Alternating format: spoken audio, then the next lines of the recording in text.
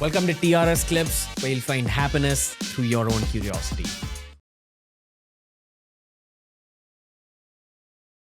Let's begin with the Middle East. And there's a whole lot going over there, a lot to unpack. So the current crisis, the Middle East is always in crisis. If you look at the past 70, 80 years of history, the Middle East is always in crisis. But the current crisis begins somewhere around, what was the date? October 7, when Hamas launched this massive strike on Israel, this massive terrorist attack on Israel. They cut the wires which cut off Gaza from the rest of Israel, and they broke through and they massacred more than 1,000 Israeli civilians, which is clearly a terrorist attack. It's a human rights atrocity and whatever you want to call it. And Israel was clearly caught off guard by what happened. They had no idea this was going to happen. Big intelligence failure, human intelligence, signals intelligence, whatever other kind of intelligence, huge failure from Israel's perspective. And this was almost exactly on the 50th anniversary of the previous biggest failure in Israel's intelligence history, which is the Yom Kippur War. So this happens. Israel is caught off guard. They do not send in reinforcements quickly enough, and this massacre ensues. And then Israel gets its act together and launches this massive military attack on the Hamas positions in Gaza. And, people are saying it's a humanitarian crisis, which it is because civilians are being affected. But when you do such a thing, a terrorist attack of that magnitude, you're going to have something coming back to you. So, that's the situation that we have now. That is the beginning of the Israel-Hamas war, which is still continuing. And Gaza has been, to a significant extent, been devastated. People have died. Israel tried to implement what we call a two-state solution in the year 2005, when they made Gaza separate and gave the people of Gaza their own government. They could elect whoever they want, and the people of Gaza they decided to vote for Hamas. And Hamas is an out-and-out anti-Israel organization, and they've been building tunnels, and they've been stockpiling arms and ammunition and thousands of rockets and all that. So that's where all of this has brought us to. So that is the war. Now, even Hezbollah has been involved. Hezbollah is based out of southern Lebanon, which is a nation to the north of Israel. So Israel's northern border is kind of warm. It's not exactly hot right now, but there is some exchange of fire and all going on a reasonably regular basis. So in the north of Israel, you have this involvement of Hezbollah, and Hamas and Hezbollah are both said to be proxies of Iran. Now, Iran is the other big power in the Middle East, in the West Asia region. It is an ancient nation, an ancient civilization. And since 1979, it's been very strongly anti-Israel, anti-US. 1979, you had the Islamic Revolution that happened in Iran. Iran became a theocratic nation. The Islamic Republic of Iran was formed after 79. And the political elite of Iran, the political class, they are of the opinion that Israel has no right to exist. And when you have that attitude, obviously they're going to have a very hostile relationship with that nation. And the US is also, because of the events of 79, very strongly anti-Iran, because they took these American diplomats hostage for a very long period of time, and they stormed the embassy and all that. Old history. At its core, is this a religious issue between Iran and Israel? I don't think it's a religious issue. It's about... to some extent, it's a religious issue because it's about Muslims versus Jews, and the support that Iran as a Muslim nation has for the Palestinians who are also Muslims against what they call is a Jewish oppression and all that. But beyond that, that's the first level that we can look at. Below that, there is the power projection angle. Iran is a geopolitically ambitious nation. They have these rich reserves of energy which can make that nation very prosperous, but they have been under very strong US sanctions for a very long time, which has devastated the nation to a significant extent. But they still have this memory of being a great empire, the Persian Empire, and they would very much like to have that again. And there are other states or nations in the neighborhood that are kind of anti them. Saudi Arabia has been a US ally for a very long time. The UAE is also a US ally. Iraq used to be a US ally during the time of Saddam Hussein, and there was this proxy war, the Iran-Iraq conflict in the 1980s. So Iran is a nation that feels like it's surrounded by enemies, but they also have these proxies far afield, far beyond their borders. Hezbollah, Hamas, they have the Houthis in Yemen. They have lots of, proxies once again in the nation of Iraq. Once again, that could be because of the religious angle, because Iraq is more than 50% Shia and so on.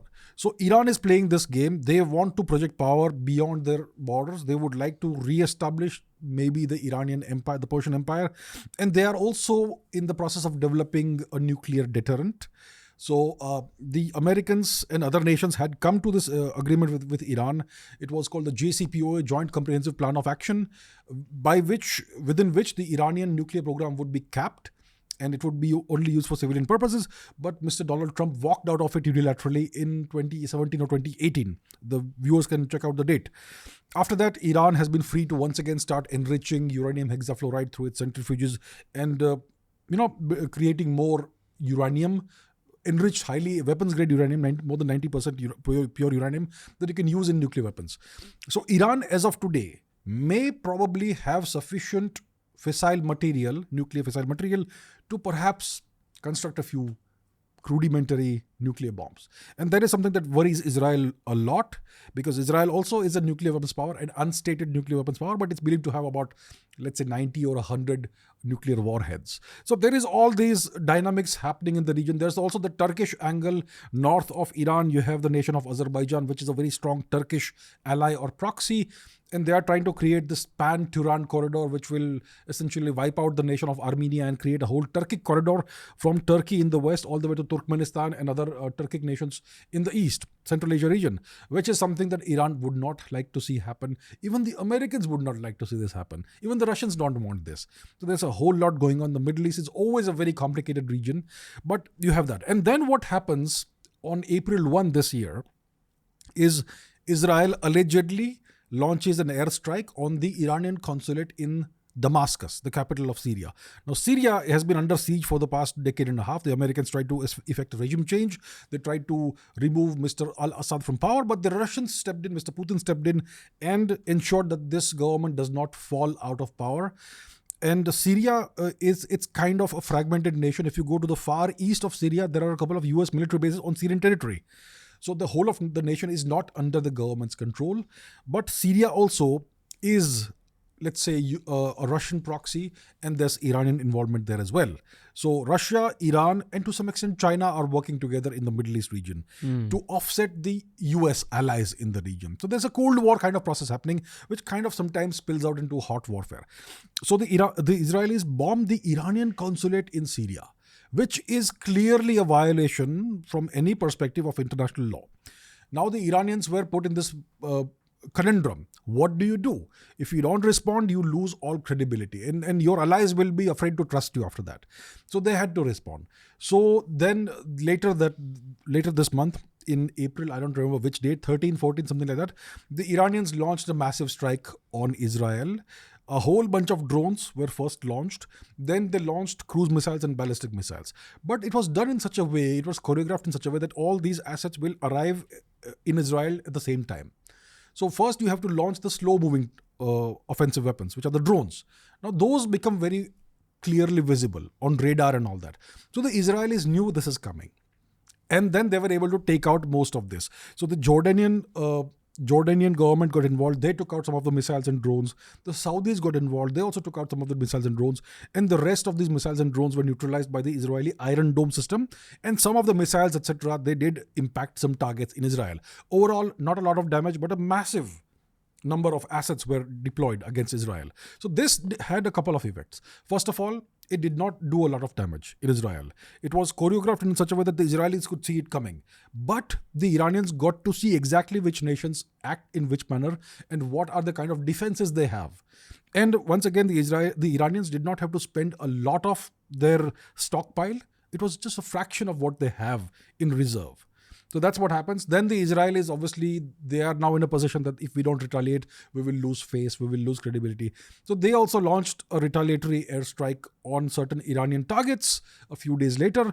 Some military assets were kind of damaged or destroyed, but overall the Iranians have claimed that there's been no significant damage and the situation seems to have calmed down right now.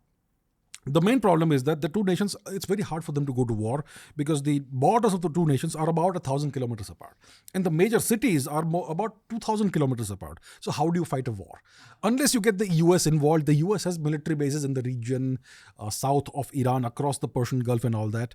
But we don't want a war there because a significant amount of the world's energy flows out of the Persian Gulf. And if Iran is in a state of war and they are a reasonably capable military power, they have very good drones and whatnot, then they are in a position to close off the Persian Gulf via the Strait of Hormuz, and that would make oil prices globally shoot up, which will destroy the economies of some nations, and it will be overall bad for the global economy. So we don't want a war there. So that's where we are right now, vis-a-vis the Middle East region. The Houthis, the Ansar Allah faction in Yemen, are also involved in targeting various Israeli ships and all that.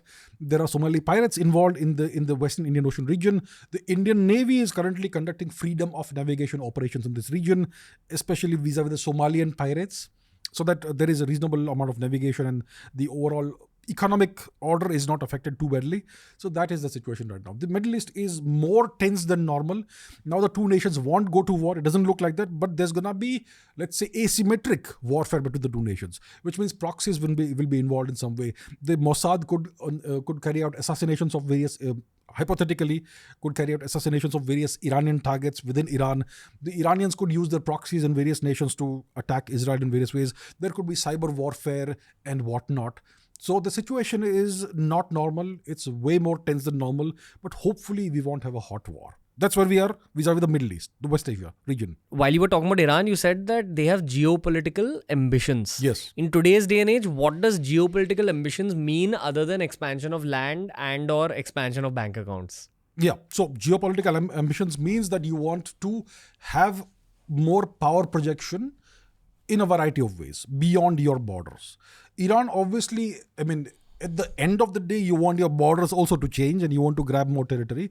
If you look at historical Persia, it was much greater than what it is today. Where did it spread? The Caucasus region used to be under Persian control. The whole of present-day Turkey was once under the control of the Persian Empire. Okay. Alexander, once he started expanding eastwards, 2,500, almost 2,300 days ago, he went into Persian-held territory, which is current present-day Turkey. So the Persian Empire extended all the way to Turkey and Central Asia, parts of Central Asia, the Caucasus region. So obviously at some level in your mind, you will feel that these are our lost territories. And at some point in the future, you may harbor hopes of getting those back again.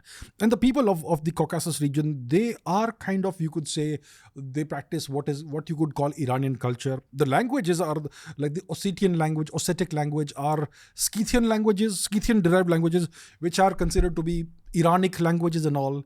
So you have all that there. Akhand Iran. Akhand Iran. Yes, sir. Akhand Iran. Turkey wants Akhand Turkey. There's a whole lot happening in the region. So Iran is geopolitically ambitious. Even though right now the borders may not be in a position to change, they want to be able to influence events beyond their borders. In nations like Iraq, for example, they would like the US to leave Iraq. They would like to have a pro-Iran government in Iraq, obviously a Shia regime. They would like to see Saudi influence reduce in the region, American influence reduce in the region, more Iranian influence, which means the entire neighborhood becomes more favorable for Iran. And then let's see how it goes in the future. So that's what I mean by geopolitically ambitious and geopolitically active. India, look at India, gigantic nation, subcontinent-sized nation, but our neighbors, see how they behave against India. They are all trying to bite back at India, whether it is Nepal who is using the China factor or Maldives who is using the China factor or whatever. In the case of Iran, it's different. Iran has active assets within Iraq, within Yemen, even as far as Gaza, as far as Lebanon, even in Syria. So they are active way beyond their borders, the way we are not. So a much more geopolitically ambitious and active nation compared to a nation like India, which has... In the past 10 years, India has changed, but before that, it was like a soft state. Anybody could come and punch us and we would just turn the other cheek. Iran is not that sort of nation. That's what I mean by geopolitically active and ambitious.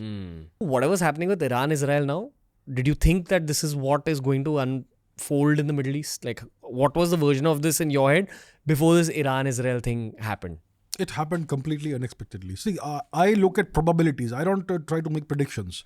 So right now, what's the probability of a conflict in this region? I look at it based on the power, based on the balance of power of various nations.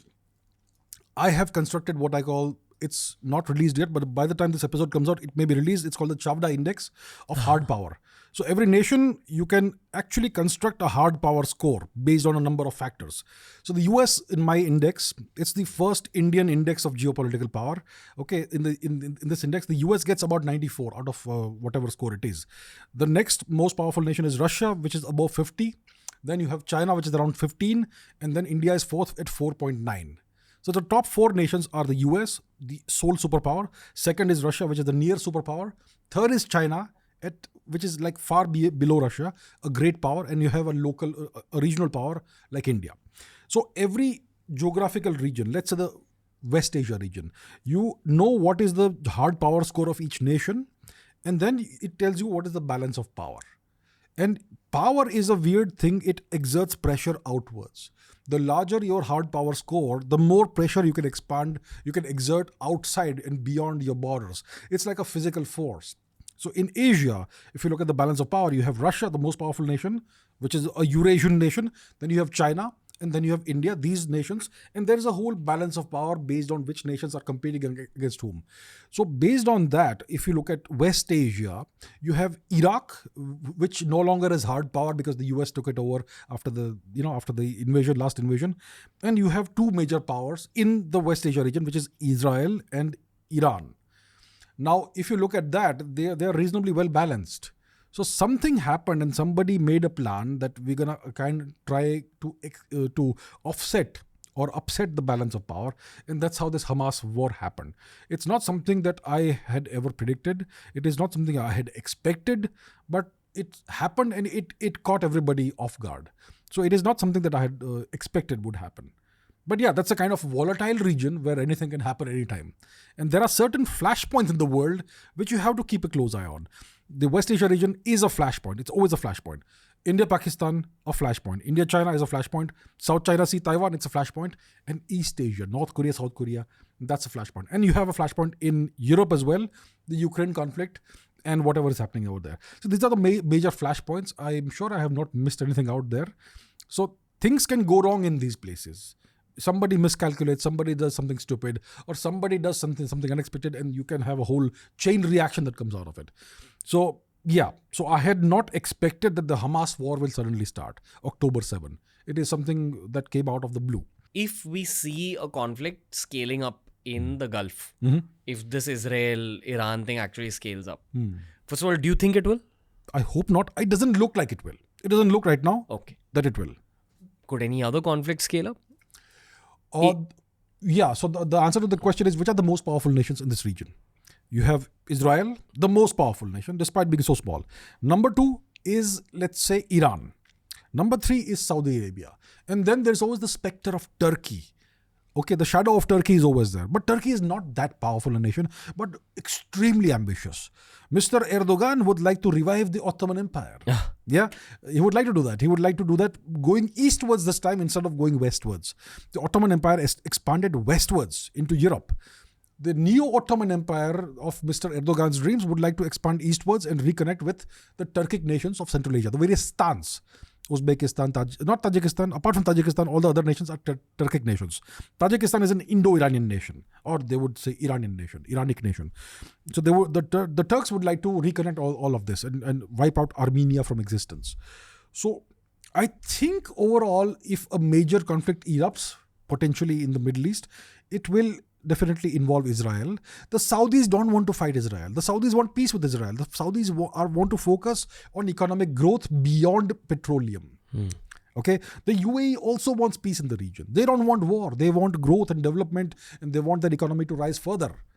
So the Saudis and the UAE, they are so friendly with India for these reasons, because India is a benign power. It's a non-threatening power, and India is such a economy with such a huge potential that the Saudis and the UAE, the Emiratis can work with India in mutually beneficial ways, and both economies can rise.